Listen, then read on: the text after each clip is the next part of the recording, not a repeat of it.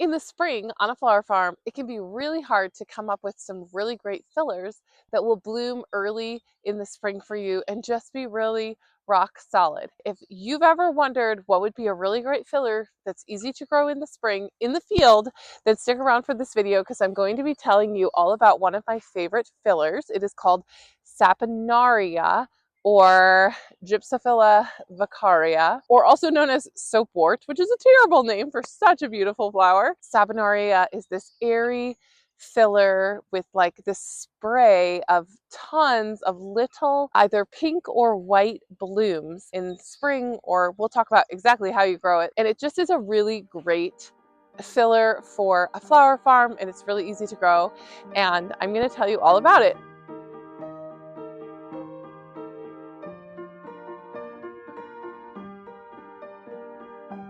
If you haven't met me, I'm Ruth Ann from Abundant Blooms Flower Farm, and I'm so glad that you're here. I really am. I love this community on YouTube, and I'm going into my 7th year of flower farming. Actually, I keep saying that. I'm in my 7th year of flower farming. I'm not going into it. I've been selling flowers for 4 weeks now. So this is my 7th year of flower farming. I grow on about an acre. I farm with my 5 children and my husband, who also has a full-time off-farm job, but helps me a lot on the farm. We homeschool our kids. We have goats, which you can probably hear, and chickens. It's morning time here, so everybody's waking up and getting ready for the day here. I grow on about an acre. I'm in Michigan, zone 6A. I have frost-free dates from mid-May until mid-October. We have had frost, I believe, every day this week. So we had frost this morning. It's all burned off, the neighbors' roofs and our roof. Yeah, we had frost last night. So it is May 8th. So we're definitely look like we're having some cold mornings still, for sure. And I have an increasing number of woody and perennials on my farm, but I still grow some annuals like we're going to talk about today. I sell almost exclusively to florists, and I help flower farmers do the same thing through my online resources, including my course, Selling Flowers to Florists, and my upcoming membership. So if you want to be in year 7 on your flower farm too, I want that for you. So you can look into those. And I have a free guide, tips for selling flowers to florists. So if that's something that you've been interested in, grab that free guide from the description below. Saponaria, we're just going to jump right in. Like I said, it's an early spring filler. It's either comes in white or pink. As far as I know, those are the only 2 colors and varieties that it comes in.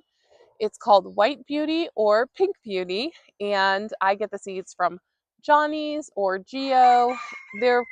I have had some trouble getting the white seed, so I snagged like a ton of them a little while ago. So sometimes they're sold out. Otherwise, they're pretty, available from those sources. Let me tell you about why I like it so much. So it has a 55 to 65 day maturity according to Johnny's, and I like it. It's actually right behind me, which I'll show you, but I'm sure you cannot see.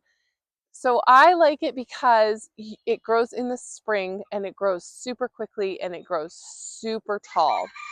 So I direct seed it personally. I think there's no reason to do it any other way, honestly, but I don't know if you can transplant it. I never have, but I've always direct sown it.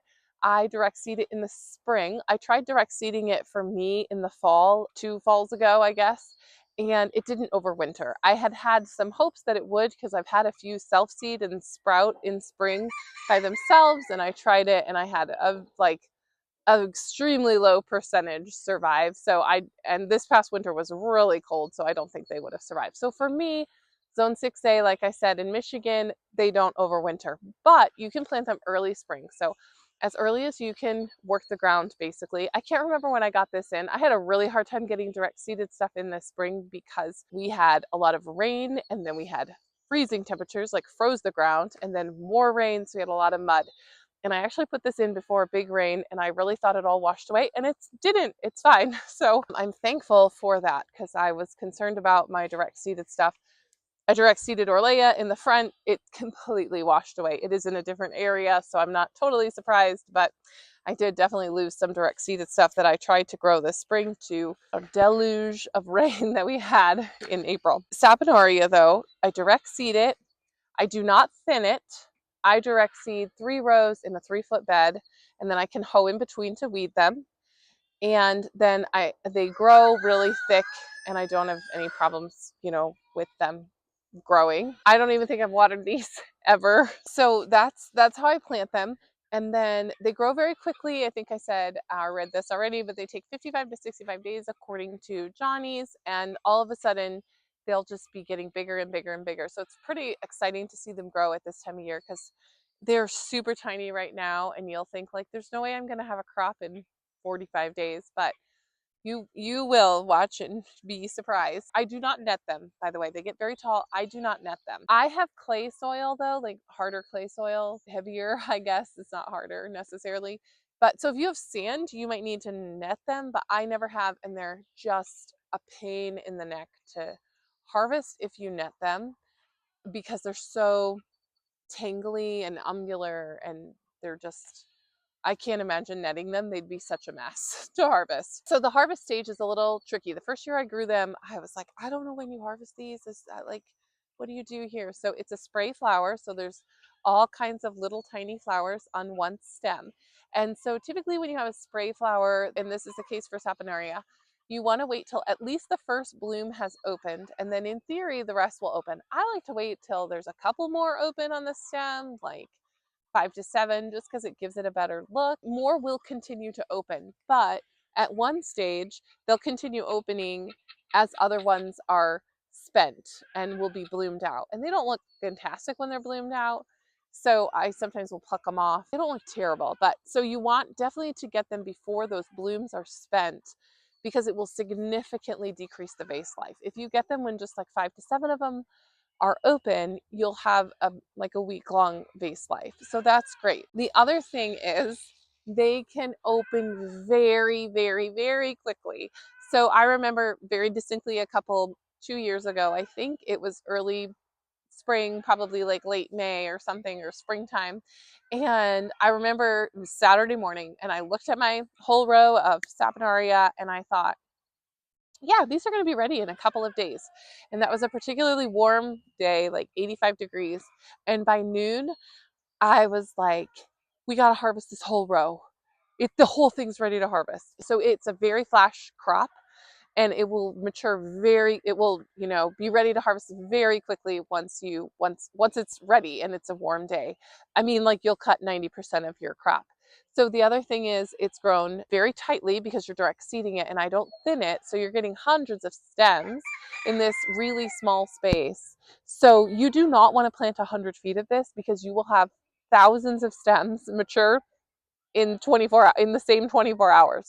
So it's much better to plant 10 or 20-foot sections of this. I don't even plant a massive section, and I have a pretty big, way to sell it because it is so flashy. I think I have like, not, I don't know, like 20 feet here, and then I also have a section in my tunnel, and I like to do like 10 or 20 feet of each color, pink and white. So that kind of spreads it out, just, as far as having two different colors helps. But once it's ready to harvest, you want to harvest it. I cut it at the base of the stem. It's a one and done. It will not grow back. I just cut it at ground level.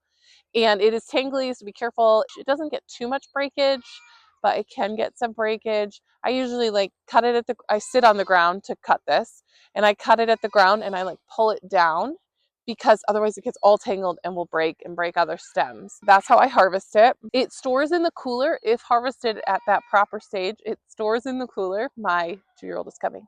It stores in the cooler for 7 to 10 days. It has a pretty good storage cooler rate. So that gives you a little bit of flexibility, even though it is a flash crop, that you will be able to store it for a little while. So that's really helpful. So I like to make multiple successions of this, and this is typically called a cool crop, and it will grow the best in the spring, but I direct seed it every couple of weeks all summer long. Again, I'm in Michigan. It doesn't get like, super hot 100-degree days over and over again here by any means. So I don't think if you're in another climate that this would work as well if you're in a hotter climate, but for us, it works really well here in Michigan, and it definitely gets smaller and shorter, but you can still grow it all season long. So I think that this is a great crop for any flower farmer. If you're selling retail, people love this in a bouquet because it just kind of floats above all the other flowers in a bouquet and just adds this element of very airy, whimsical, and just like this kind of like a sparkle to it. And people don't know what it is, so they think it's very interesting and they're very curious, and it's very like, oh wow, If you see it in a bridal bouquet, it is so, so beautiful because it just kind of floats above everything again and just kind of adds this sparkle. So it's great in wedding work, it's great in retail work. My florists love it, particularly for wedding work. We live behind a hayfield, or a hayfield lives behind us and they're spraying it. So it's just, I think it just is so useful in so many different kinds of flower farming. It's such an easy crop to grow. It doesn't have problems with disease. You don't have to net it. It stores in the cooler. It's a little flashy. Don't grow tons of big sections of it. That's why I love it. It's a real staple on my farm. I've really leaned into a lot of woodies and perennials. This is a tried and true annual that has its place on my farm, and I really like it. I used to grow annual gypsophila, Covent Gardens, I think is the name of it, and it just was so similar to this, and I found that Saponaria was basically superior to it, kind of just a little bit, had a little easier harvesting, and it broke less and it grew taller.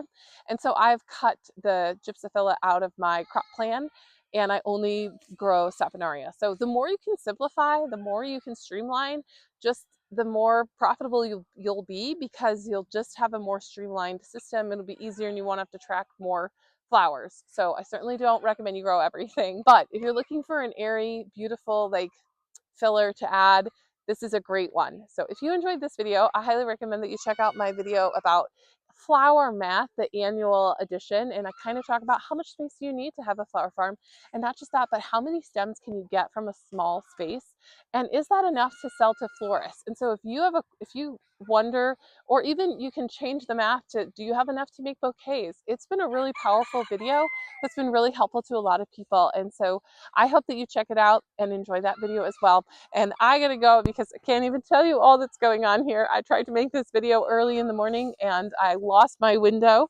and my 2-year-old was awake and he's been here, and our goats are over there and need to be milked, and the farmer is spraying the field behind us, and I got kids jumping on the trampoline. So I hope you have a great day, and I will see you in the next video.